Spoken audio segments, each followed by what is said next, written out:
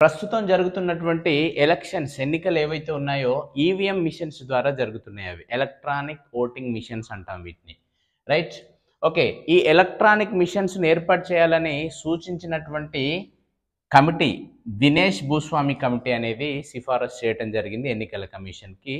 So దాని సిఫారసు మేరకే మనకి ఈ ఎలక్ట్రానిక్ ఓటింగ్ మిషన్స్ ద్వారా ఎన్నికలు అనేవి జరుపుతున్నారు. మరి ఇంతకుముందు ఏ విధంగా జరిపేదంటే బ్యాలెట్ సిస్టమ్ అనేది ఉండేది. బ్యాలెట్ సిస్టమ్ అంటాం అంటే చాలామందికి మీకు ఐడియా ఉంటుంది. ఒక పేపర్ ఇస్తారో ఆ పేపర్లో సింబల్స్ అన్నీ ఉంటాయి. మీరు ఎవరికైతే ఓటు వేయాలనుకుంటున్నారో వాళ్ళ గుర్తు పైన అక్కడ మనం ఒక ముద్ర, ఎలక్షన్ అక్కడ పోలింగ్ బూత్లు ఎవరైతే ఉంటారో వాళ్ళు పోలింగ్ ఆఫీసర్ వేస్తాడు.